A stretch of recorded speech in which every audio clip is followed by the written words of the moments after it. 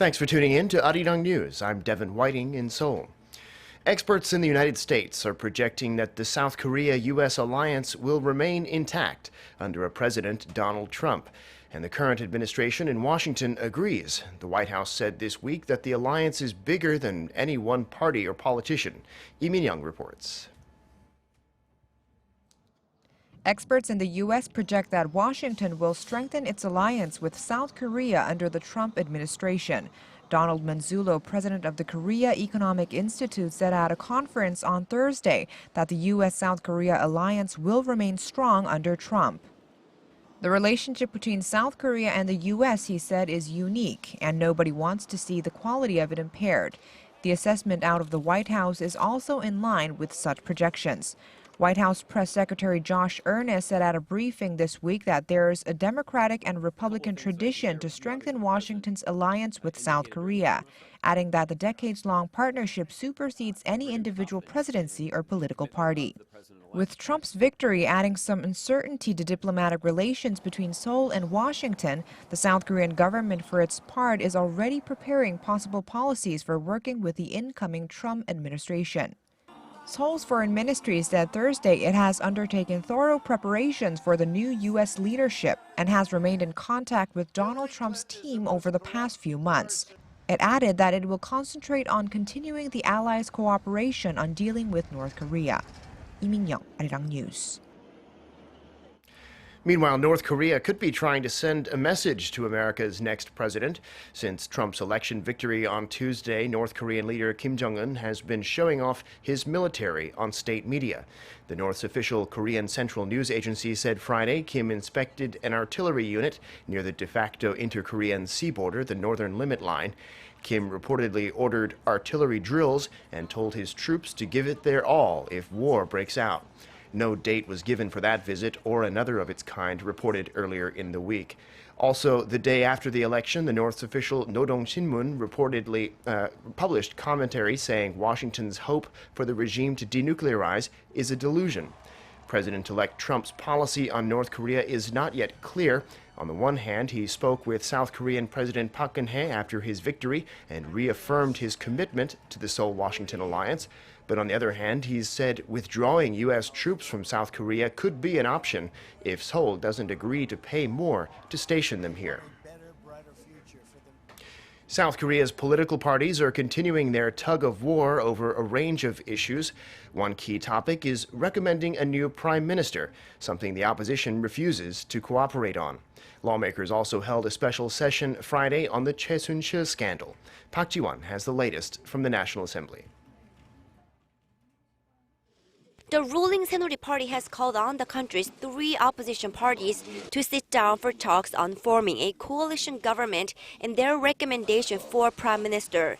The parties have so far refused, drawing sharp criticism from the ruling party floor leader on Friday. The opposition parties say they'll participate in a mass rally on Saturday. It's regrettable to see the parties who should be tending to the current national crisis leaving the assembly. Saturday's mass demonstration is being held in relation to the abuse of power scandal swirling around the president's confidant, Choi Soon-sil. It's expected to be the largest anti-government protest in years, and all of the members of the main opposition Democratic Party of Korea's leadership have said they will participate.